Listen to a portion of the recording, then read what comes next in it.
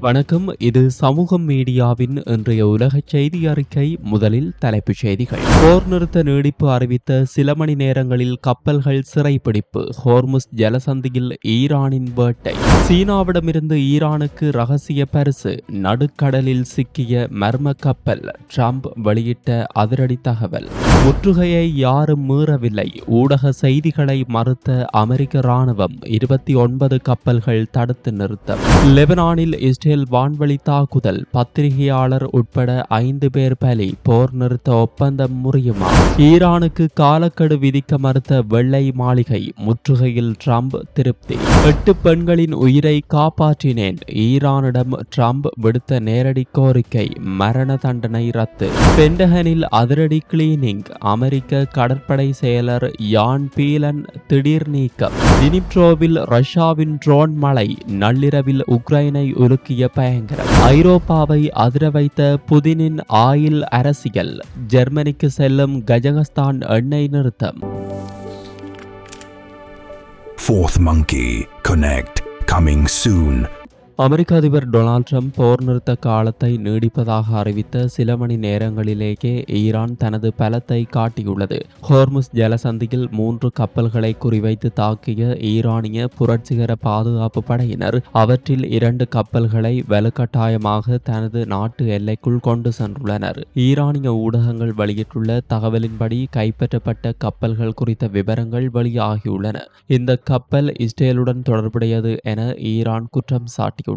இது லிபெரிய கொடியுடன் பயணித்த கப்பல்.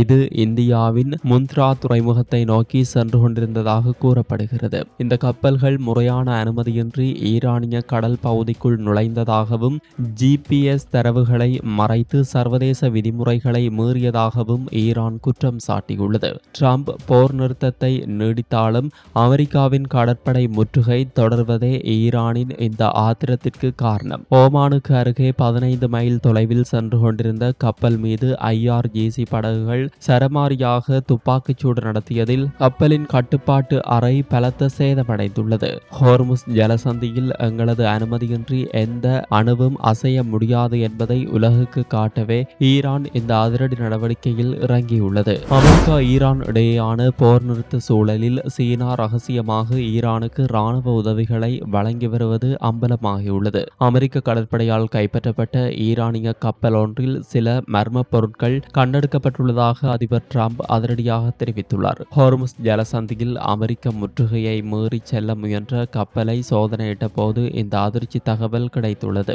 நேற்று நாங்கள் ஒரு கப்பலை பார்த்தோம். அதில் இருந்த பொருட்கள் பார்ப்பதற்கு சரியாக தெரியவில்லை. அது சீனாவிலிருந்து வந்த பரிசாக இருக்கலாம். அதைத்தான் நான் ஆச்சரியமாக பார்க்கிறேன் என ட்ரம்ப் குறிப்பிட்டுள்ளார்.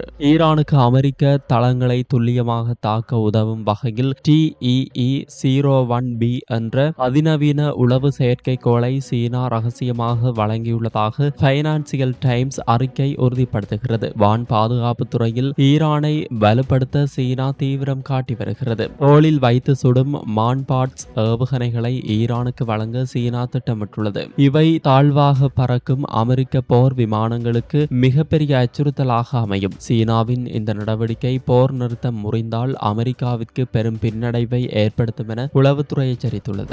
ஈரான் மீதான அமெரிக்காவின் கடற்படை முற்றுகையை சில கப்பல்கள் வெற்றிகரமாக தாண்டிவிட்டதாக வெளியான தகவல்கள் பெரும் விவாதத்தை கிளப்பியுள்ளன. இந்த நிலையில் இந்த செய்திகள் முற்றிலும் தவறானவை என அமெரிக்க மத்திய கட்டளையகம் இன்று அதிரடி விளக்கம் அளித்துள்ளது. கடந்த 24 மணி நேரத்தில் நிலவிய குழப்பங்களுக்கு முற்றுப்புள்ளி வைக்கும் வகையில் சென்ஹாம் விடுத்துள்ள அறிக்கையின்படி MV ஹீரோ 2, MV ஹெடி மற்றும் MV டோரெனா ஆகிய வர்த்தக கப்பல்கள் அமெரிக்க முற்றுகையை தாண்டி ஈரானை சென்றடைந்ததாக ஊடகங்கள் செய்தி வெளியிட்டன. இந்த செய்திகளை மறுத்துள்ள சென்ஹாம் முதல் 2 கப்பல்கள் அமெரிக்க படைகளால் இடைமறிக்கப்பட்டு தற்போது ஈரானின் எல்லைக்கு வெளியே நங்கூரமிடப்பட்டுள்ளதாக கூறியுள்ளது. 3வது கப்பலான டொரேனா அமெரிக்க கடற்படையின் அழிப்பு கப்பலால் வலுக்கட்டாயமாக துறைமுகத்திற்கே திருப்பி அனுப்பப்பட்டு வருகிறது. புதன்கிழமை நிலவரப்படி அமெரிக்காவின் முற்றுகை நடவடிக்கைகள் குறித்த புள்ளி விவரங்கள் வெளியாகியுள்ளன. இதுவரை மொத்தம் 29 வர்த்தக கப்பல்களை அமெரிக்க படைகள் தடுத்து நிறுத்தி அல்லது மீண்டும் துறைமுகத்திற்கே திருப்பி அனுப்பியுள்ளன. ஹோர்முஸ் ஜலசந்திக்கு வெளியே அரபிக் கடல் மற்றும் ஓமான் கடற்பரப்பில் அமெரிக்காவின் போர் கப்பல்கள் மற்றும் போர் விமானங்கள் 24 மணி நேரமும் தீவிர கண்காணிப்பில் ஈடுபட்டுள்ளன. சென்ஹாம் மறுத்தாலும் கப்பல் போக்குவரத்து தரவு நிறுவனமான லாயிட்ஸ் லிஸ்ட் சில முரண்பட்ட தகவல்களை வழங்குகிறது. சுமார் 11க்கும் மேற்பட்ட நிழல் உலக எண்ணெய் டேங்கர்கள் அமெரிக்க படைகளின் கண்ணில் படாமல் ஈரானிய கச்சா எண்ணெயுடன் ஜலசந்தியை கடந்துள்ளதாக அந்த நிறுவனம் கூறுகிறது. இதில் பெரும்பாலான கப்பல்கள் சீனாவிற்கு எண்ணெய் கொண்டு செல்பவை என்பதால் அமெரிக்கா அவற்றை வேண்டுமென்றே தடுக்காமல் விட்டுவிட்டதா என்ற சந்தேகம் எழுந்துள்ளது. தெற்கு லெபனானில் இஸ்ரேல் நடத்திய அடுத்தடுத்த வான்வழி தாக்குதல்கள் அங்கு நிலவி வரும் பலவீனமான போர் நிறுத்தத்தை நிலைகுலைய செய்துள்ளன. இந்த தாக்குதலில் லெபனான் பத்திரிகையாளர் ஒருவர் உட்பட மொத்தம் 5 பேர் கொல்லப்பட்ட சம்பவம் பெரும் பரபரப்பை ஏற்படுத்தியுள்ளது. தெற்கு லெபனானில் உள்ள அட் டிரி கிராமத்தில் இந்த துயரம் அரங்கேறியுள்ளது. இஸ்ரேலிய ஆளில்லா விமானம் கார் ஒன்றை குறிவைத்து நடத்திய தாக்குதலில் 2 பேர் கொல்லப்பட்டனர். இந்த விபத்து நடந்த இடத்தை செய்தி சேகரிப்பதற்காக அல் அக்பர் நாளிதழின் பத்திரிகையாளர் அமல் கலீல் மற்றும் அவரது சக ஊழியர் ஜெய்னப் ஃபராஜ் ஆகியோர் சென்றிருந்தனர். அவர்கள் தஞ்ச புகுந்திருந்த கட்டடத்தின் மீது இஸ்ரேல் நடத்திய வான்வழி தாக்குதலில் இடிபாடுகளுக்குள் சிக்கி அமல் கலீல் சம்பவ இடத்திலேயே உயிரிழந்துள்ளார். காயமடைந்த பத்திரிகையாளர்களை மீட்கச் சென்ற ஆம்புலன்ஸ் குழுவினரை இஸ்ரேல் பிரதான சாலையில் தாக்கி தடுத்ததாக லெபனான் சுகாதார அமைச்சகம் குற்றம் சாட்டியுள்ளது. இஸ்ரேல் போர் நிறுத்தத்தை மீறுவதாக கூறி ஹிஸ்புல்லா அமைப்பு தனது தாக்குதலை தொடங்கியுள்ளது. இஸ்ரேலிய பீரங்கி நிலைகள் மீது ஹிஸ்புல்லா ஆளில்லா விமானம் மூலம் தாக்குதல் நடத்தியுள்ளது. லெபனான் மற்றும் இஸ்ரேலிய தூதர்களுக்கு இடையே வாஷிங்டனில் பேச்சுவார்த்தை நடைபெற உள்ள நிலையில் இந்த தாக்குதல் அந்த முயற்சிக்கு பெரும் பின்னடைவை ஏற்படுத்தியுள்ளது. அமெரிக்கா ஈரான் இடையேயான போர் நிறுத்த ஒப்பந்தம் குறித்து நிலவி வந்த வதந்திகளுக்கு வெள்ளை மாளிகை முற்றுப்புள்ளி வைத்துள்ளது. ஈரானிடமிருந்து சமாதான முன்மொழிவை பெறுவதற்கு அதிபர் டிரம்ப் எந்தவொரு குறிப்பிட்ட காலக்கெடுவையும் நிர்ணயிக்கவில்லை என அறிவிக்கப்பட்டுள்ளது. வெள்ளை மாளிகை பத்திரிகை செயலாளர் கரோலின் லீவிட் செய்தியாளர்களிடம் பேசுகையில் அதிரடி விளக்கங்களை அளித்துள்ளார். போர் நிறுத்தத்திற்கு 3 முதல் 5 நாட்கள் மட்டுமே காலக்கெடு இருப்பதாக வெளியாகும் செய்திகள் உண்மையல்ல. அதிபர் டிரம்ப் எந்தவொரு உறுதியான காலக்கெடுவையும் விதிக்கவில்லை. இறுதி முடிவு எப்போது எடுக்கப்படும் என்பதை அதிபர் டிரம்ப் மட்டுமே தீர்மானிப்பார் என்றும் அமெரிக்க நலன்களுக்கு எது சிறந்தது என அவர் கருதுகிறாரோ அப்போதே காலக்கெடு நிர்ணயிக்கப்படும் என்றும் அவர் கூறியுள்ளார். கடற்படை முற்றுகை எதிர்பார்த்த பலனை தந்துள்ளதாக வெள்ளை மாளிகை நம்புகிறது. தற்போதைய கடற்படை முற்றுகையின் செயல்திறனில் அதிபர் டிரம்ப் மிகுந்த திருப்தி அடைந்துள்ளார். ஈரான் இப்போது மிகவும் பலவீனமான நிலையில் இருப்பதாக அவர் கருதுகிறார் என அவர் தெரிவித்துள்ளார். ஈரானின் பொருளாதாரத்தை முற்றுகை மூலம் முடக்கி வைத்திருப்பதால் பேச்சுவார்த்தைக்கு ஈரான் தான் இறங்கி வர வேண்டும் என்ற நிலையில் டிரம்ப் உறுதியாக உள்ளார். ஈரானின் உள்நிலை குறித்து அமெரிக்க உளவுத்துறைக்கு தெளிவான புரிதல் இருப்பதாகவும் தெஹ்ரானில் இருந்து ஒரு ஒருங்கிணைந்த பதிலை மட்டுமே வாஷிங்டன் எதிர்பார்ப்பதாகவும் அவர் கூறியுள்ளார்.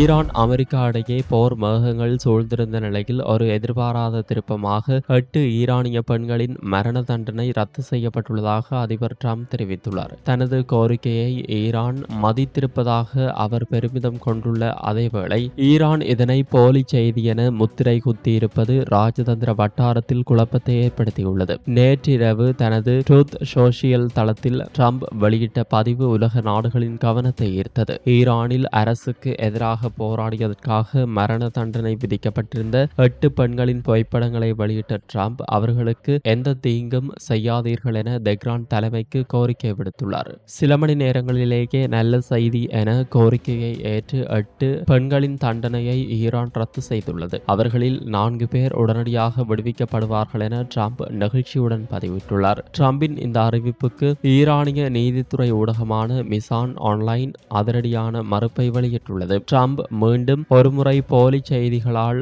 தவறாக வழிநடத்தப்பட்டுள்ளார். அந்த பெண்களுக்கு மரண தண்டனையை விதிக்கப்படவில்லை என ஈரான் தரப்பு கூறுகிறது. விடுவிக்கப்பட்டதாக கூறப்படும் பெண்களில் சிலர் ஏற்கனவே விடுதலையாகி விட்டனர் என்றும் மற்றவர்கள் மீதான குற்றச்சாட்டுகள் நிரூபிக்கப்பட்டால் சிறை தண்டனை மட்டுமே வழங்கப்படும் என்றும் ஈரான் விளக்கியுள்ளது. அமெரிக்காவின் இராணுவ தலைமைக்குள் நிலவி வரும் சுத்திகரிப்பு நடவடிக்கை இப்போது கடற்படை வரை பாய்ந்துள்ளது. அமெரிக்க கடற்படை செயலர் யான் சி பீலன் உடனடியாக பதவியிலிருந்து விலகுவதாக பென்டகன் அறிவித்துள்ளது. ஈரானுடனான போர் பதற்றம் உச்சத்தில் இருக்கும் வேளையில் இந்த மாற்றம் நிகழ்ந்திருப்பது இருப்பது உலக நாடுகளை உற்றுநோக்க வைத்துள்ளது. பென்டகன் செய்தி தொடர்பாளர் ஷான் பார்னெல் வெளியிட்டுள்ள அறிவிப்பு அமெரிக்க ராணுவ வட்டாரத்தில் அதிர்ச்சியை ஏற்படுத்தியுள்ளது. ஜான் பீலன் எந்தவித முன்னறிவிப்புமின்றி உடனடியாக பதவியிலிருந்து விலகுகிறார். அவருக்கு பதிலாக ஹங் ஹாவோ தற்காலிக கடற்படை செயலராக நியமிக்கப்பட்டுள்ளார். இந்த திடீர் விலகலுக்கான முறையான காரணத்தை பென்டகன் இன்னும் வெளியிடவில்லை. இது ட்ரம்பின் தனிப்பட்ட விருப்பமா அல்லது கொள்கை ரீதியான மோதலா என்ற கேள்வி எழுந்துள்ளது.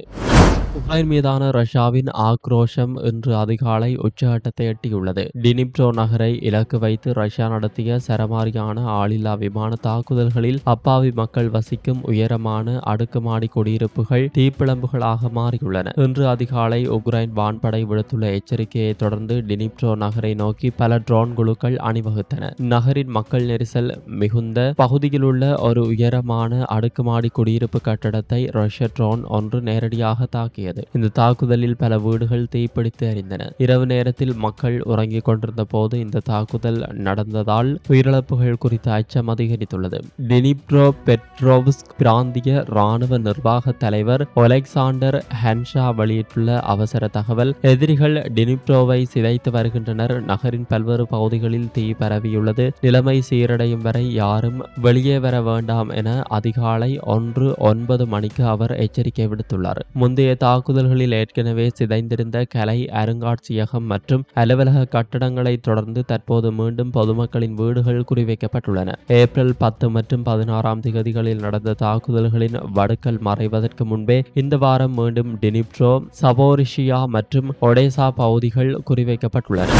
உக்ரைன் மற்றும் ஈரான் போர் பதற்றங்களுக்கு மத்தியில் ரஷ்யா இப்போது தனது எரிசக்தி ஆயுதத்தை கையில் எடுத்துள்ளது. கஜகஸ்தானிலிருந்து ரஷ்யா வழியாக ஜெர்மனிக்கு செல்லும் மிக முக்கியமான துருஷ்பா குழாய் வழி எண்ணெய் விநியோகத்தை நிறுத்தப் போவதாக மாஸ்கோ அறிவித்துள்ளது. ரஷ்ய துணை பிரதமர் அலெக்சாண்டர் நோவாக் வெளியிட்டுள்ள அறிவிப்பின் முக்கிய அம்சங்களின்படி தற்போதைய தொழில்நுட்ப திறன்களின் குறைபாடு காரணமாக மே 1 முதல் இந்த விநியோகம் நிறுத்தப்படுவதாக ரஷ்யா கூறுகிறது. கஜகஸ்தான் எரிசக்தி துறை அமைச்சர் ஜெயிர்லான் அக்கன்ஷெனோவ் ரஷ்யா வழியாக ஜெர்மனிக்கு செல்லும் எரிபொருள் போக்குவரத்து ஏற்கனவே பூஜ்ஜியமாக குறைந்துவிட்டதாக உறுதிப்படுத்தியுள்ளார். இந்த விநியோக நிறுத்தம் ஜெர்மனியின் தலைநகர் பெர்லினுக்கு பெரும் பாதிப்பை ஏற்படுத்தும். இந்த அறிவிப்பு தற்செயலானது அல்ல என அரசியல் விமர்சகர்கள் கருதுகின்றனர். உக்ரைன் தனது பகுதியில் துருஷ்பா குழாய் வழியை சீரமைத்து ஹங்கேரிக்கு எண்ணெய் வழங்க ஒப்புக்கொண்ட சில மணி நேரங்களிலேயே ரஷ்யா இந்த தடையை அறிவித்துள்ளது. மத்திய கிழக்கில் அமெரிக்காவின் ஈடுபாடு மற்றும் ஈரான் போர் காரணமாக எண்ணெய் விலை உயர்ந்துள்ள சூழலில் ஐரோப்பாவுக்கு மேலும் அழுத்தம் கொடுக்க ரஷ்யா இந்த திட்டத்தை அரங்கேற்றியுள்ளது. இத்துடன் இந்த பதிவானது நிறைவுக்கு வருகிறது. இந்த பதிவு பற்றிய உங்களின் கருத்தை காமெண்ட்ஸ் பக்கத்தில் பதிவிடுங்கள். மீண்டும் மற்றொரு காணொலி வாயிலாக சந்திப்போம். நன்றி, வணக்கம். இது போன்ற பல செய்திகளை தெரிந்து கொள்ள நம்முடைய சமூக மீடியா யூடியூப் சேனலை சப்ஸ்கிரைப் செய்து அருகிலுள்ள பெல் பட்டனை கிளிக் செய்யுங்கள். மேலும் செய்திகளை உடனுக்குடன் தெரிந்து கொள்ள சமூகமீடியா.com என்ற இணையதளத்தின் வாயிலாக எங்களுடன் இணைந்திருங்கள்.